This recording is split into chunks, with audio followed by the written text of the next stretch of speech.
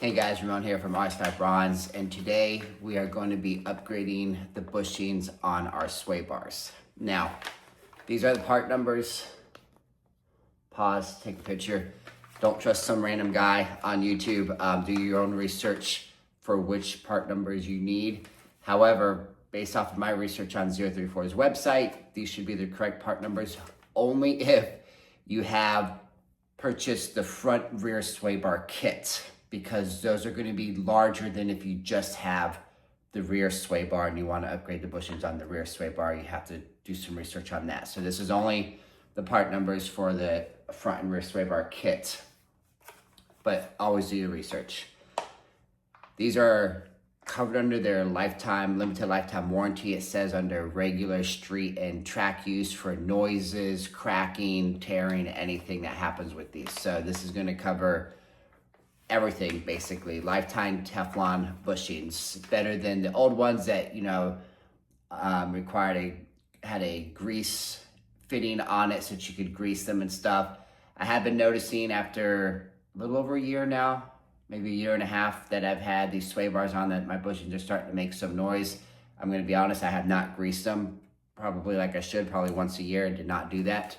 But they came out with these, so we're going to go ahead and upgrade them. Now they also come, if you see here, and we'll cover this under detail for the front and rear, these little set screws to remove that grease fitting and to cover up that hole. So should be pretty straightforward. I've already covered a lot of this in the actual install video that you can watch. I'll try to link that in the description below. However, if you've already done that, then this should be pretty simple, straightforward. So we're just going to cover this real quick. Not going to be a long video, kind of like a lot of my other videos, I know. But yeah, so I'm excited to get these on and hopefully reduce some of that noise that I'm hearing and not have to worry about these ever again. Let's do it. Okay, so I've already covered this, but we're just going to go over it real quick here. Sorry, I'm underneath the car. You do not have to remove any screws that are attached to this hard plastic, only the ones that are attached to the felt and these, but nothing that's attached to this hard plastic. It will slide out from under it, so just don't forget that. There's no point in wasting time. And then that will come all the way towards the back and end here on this hard plastic before we reach the felt. So this is the only section that we're removing. Also, don't forget that there are, you can't see it there, come on this side, move my light. On both sides, there's these little screws that are holding it in. So there, you're going to need T25s for the majority of these. And then for these here, you need T30s, the torque spit 30s. And then you have the same on both sides, some triple square screws. I think they're called M10s is the way that they have it labeled, but a size 10 in a triple triple square socket. Oh my gosh, I cannot talk. And that'll be the same on both sides. But yeah, other than that, it's just pretty simple. Anything that's attached to this piece gets unscrewed.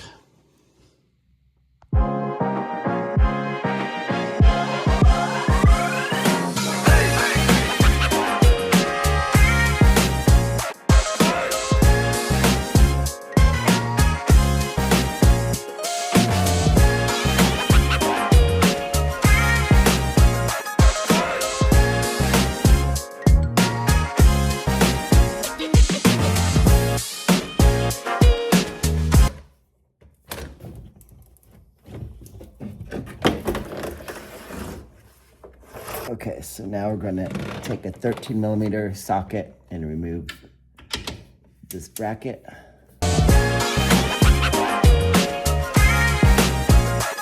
The same thing to the other side.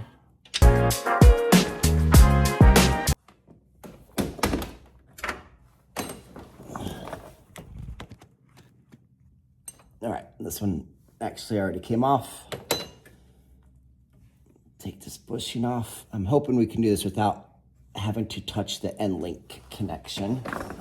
That came off.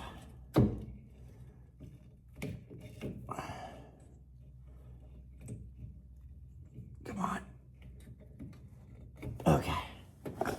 Both of those came off. So now what we're gonna do, grab a shop towel, and you need to make sure you clean all of this grease off. It needs to be completely clean, dry, free of any grease that's there. Make sure you get all the way around it.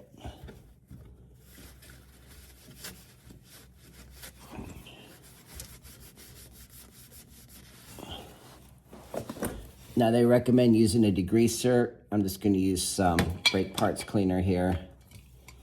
Careful with this stuff in your eyes.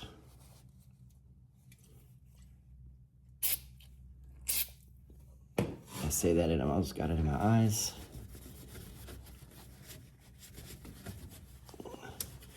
Make sure you get all around it. I'm gonna do the same thing to the other side.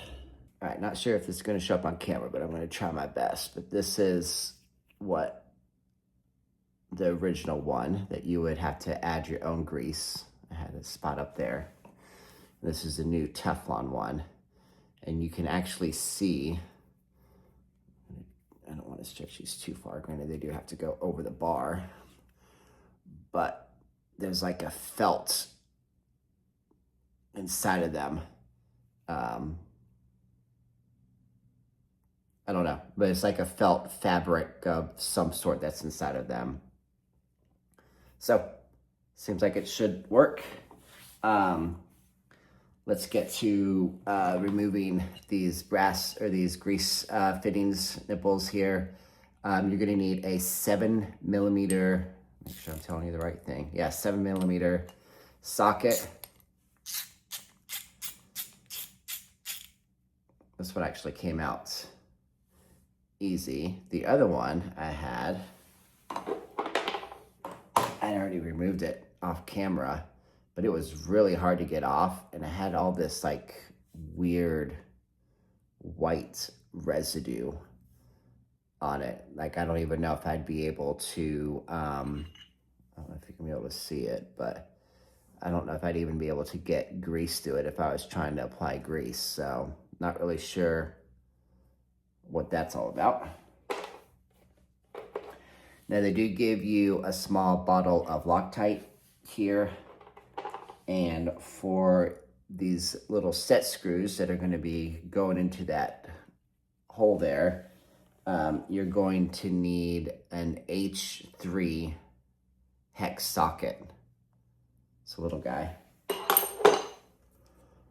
And we're just going to apply a little bit of Loctite. I'm hoping this tube will do front and rear, so I don't even have to open up the tube that came for the rear ones. But a little bit of Loctite here. I'm actually going to use this socket to hold here. Just put a little bit. You don't need a whole lot on here. Come on.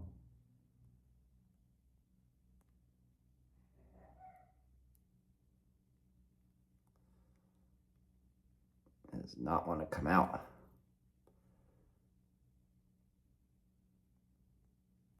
Now, there we go. Okay, so just a little bit on there.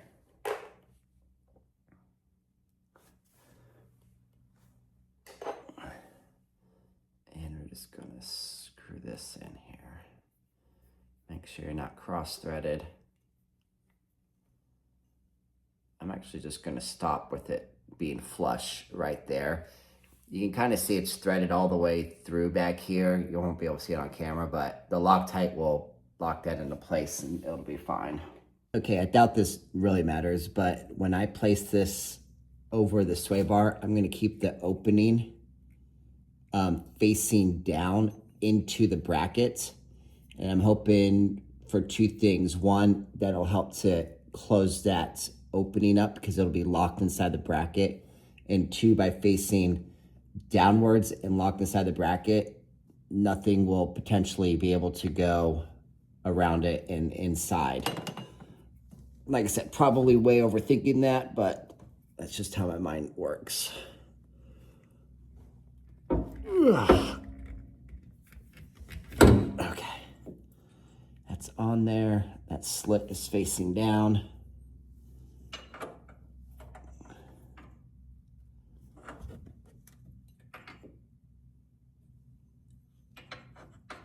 And we should just be able to lock this up into place. Actually, I'm gonna put the other side on first.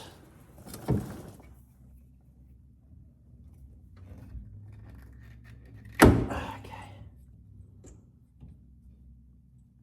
All right, both bushings are on.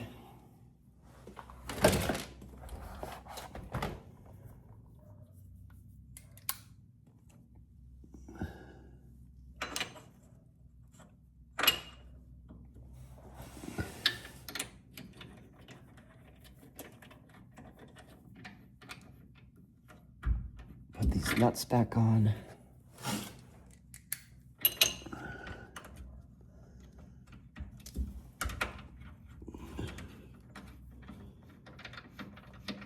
Always start these by hand first.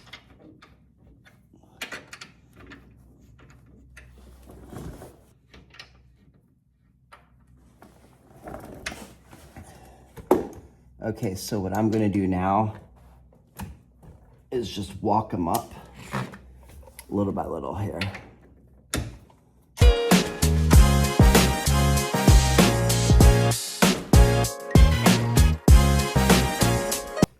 Okay, I'm using one of these Quinn digital torque meters, and these are supposed to be torqued down to 40 Newton meters.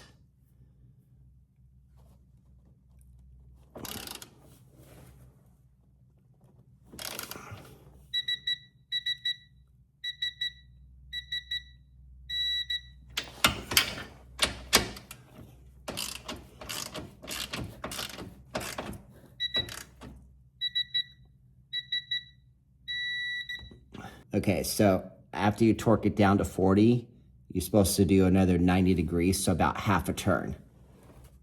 So there goes half a turn, and half a turn. And do the same thing to the other side.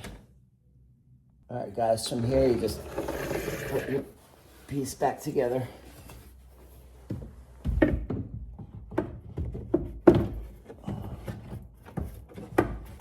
Since the front just slides in here, I like to slide the front in first and then lock it into place with one of the back ones.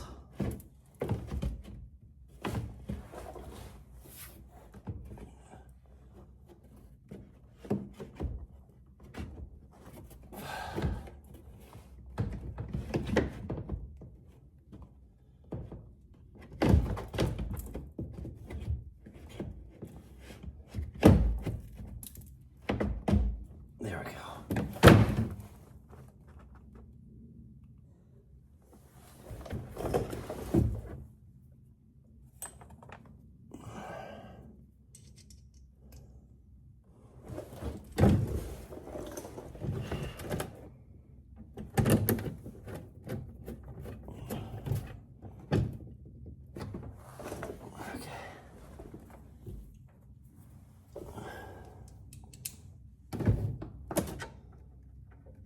One trick I will let you know is do not tighten everything down. I'm just doing everything by hand right now. And then once you have all your bolts lined up and everything's hand tightened, then go back and tighten it all up.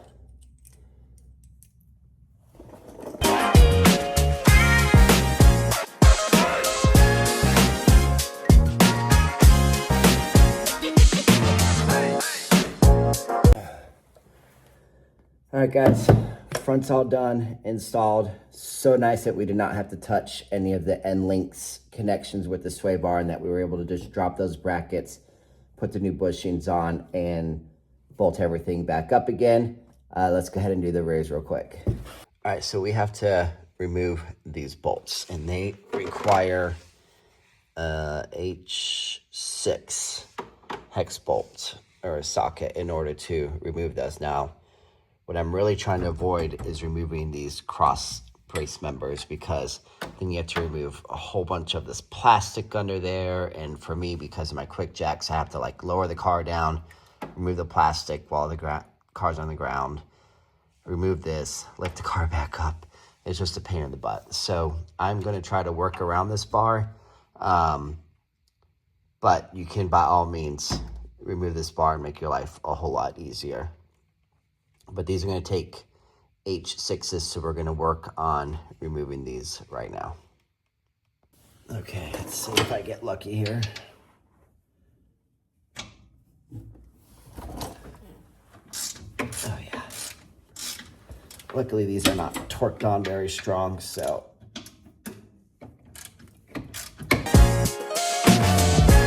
Unfortunately, I can't fit my power ratchet in here, so I have to do all this by hand. But sometimes I find it's just easier to do it by hand instead of with the wrench.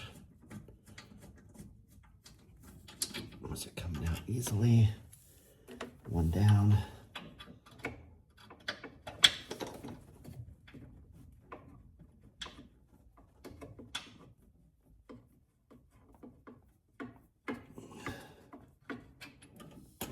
Two. These do have washers, so just make sure you don't lose those washers. Okay. Pull that off. Okay, I pulled the other one off on the other side. No need to record a video of that. Once they're both off, you have a little bit of free play, so you can take these brackets off. Do the same thing on the other side. All right, so same thing like the other side. Just gonna pull these off. These are the same. They have that rubber or that felt kind of, I guess, Teflon lining. The old ones, they look fine. No issues. Pull the same thing off on the other side. Okay, and just like the last time, what we're gonna do is clean everything off. Use some brake cleaner. And you just don't want any grease left on this. So you want this to be nice and dry and clean.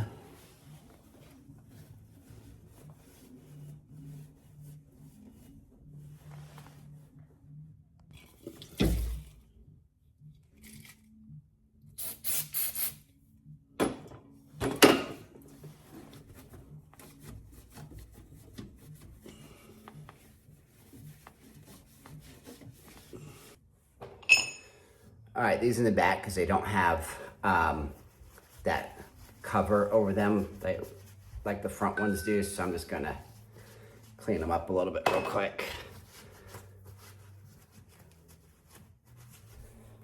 Just like last time, you need a 7.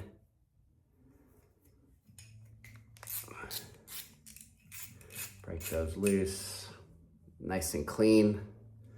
Let's see if the other one is clean too. I expect these to be more dirty because they're more exposed to the elements in the back, but clean also. I don't know, that front one was just an anomaly of some sort. All right, need that same hex 3 H3 bolt. And we're still using the same blue Loctite that came with the front. And so just put a little bit on there. No point in opening up the one for the rear for no reason. And screw that in there. Once again, we're gonna, just like with the fronts, we're just gonna flush it up and leave it.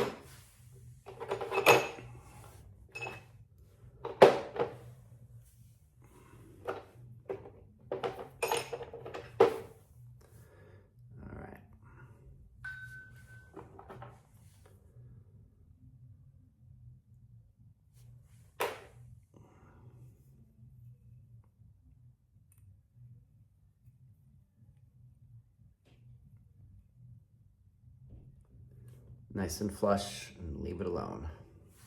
All right, I'm gonna go back under the car and finish this up.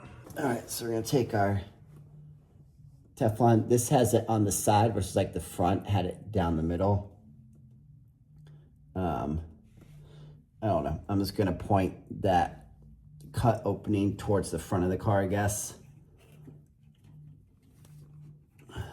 Let's see. Yeah. Now, I will say when these are up there, their flat part is what's facing up. So I'm gonna have this cut part facing towards the front of the car. I don't know. No real particular reason. Maybe you'll get potentially less crap in it. Who knows? All right. Now, if you ain't like me, you'll have mixture 034s pointing in whatever direction you like. So we're going to take the plate, put it up top, and then make sure I have the 034 pointing the way that I want.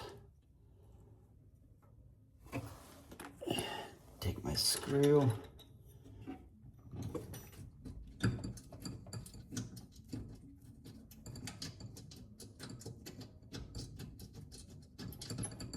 Oh, come on.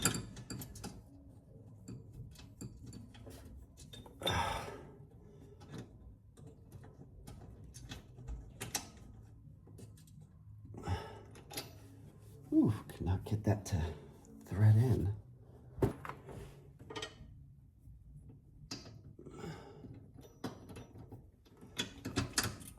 Okay. You have to lift up on the sway bar. There we go.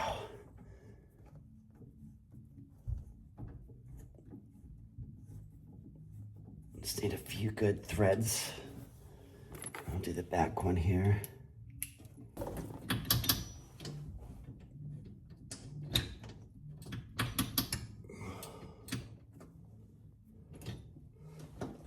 All right, so you have to pull the whole thing back as well.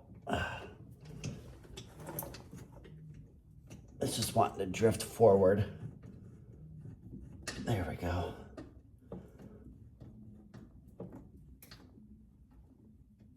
I don't know how much you can be able to see, but you just have to move the sway bar forward, backwards, up, down until you know that you have a nice, good bite.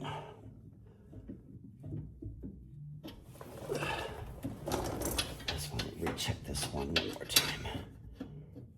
Oh yeah, moving it backwards definitely helps. Okay, much better. All right, now, because I decided not to remove this bar, I won't be able to use my torque adapter, but it should be tightened down to 28 Newton meters, which is honestly not a whole lot. So I'm just gonna, and it didn't take a lot, if you remember at the beginning, to remove these in the first place. So I'm just gonna kind of replicate that. Slowly step these up. It just takes a lot longer.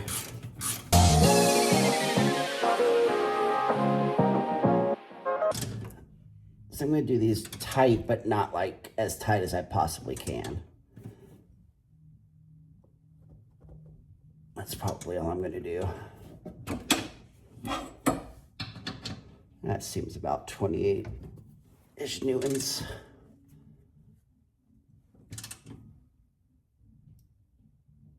Okay. All right, guys, well, might as well finish up the video while I'm back here anyway. Super easy to do, didn't have to mess with any parts, either the front or the rear, where we were dealing with the end links. This bar in the rear was a pain in the butt, but we were able to get these bushings in there swapped without really having to do a whole lot. So hope you guys enjoyed this video.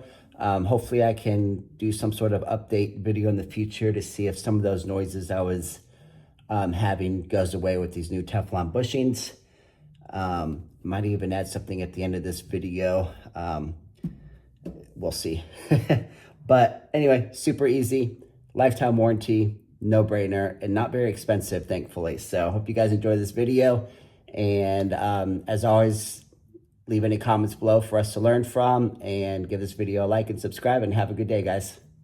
Hey guys, just want to do a quick update here on the sway bar bushings, the Teflon bushings that I installed. I've been driving the car for about a week or so after installing them, and night and day difference. Now granted, it had been a year, I hadn't greased them or anything, but they were definitely making a lot of noise.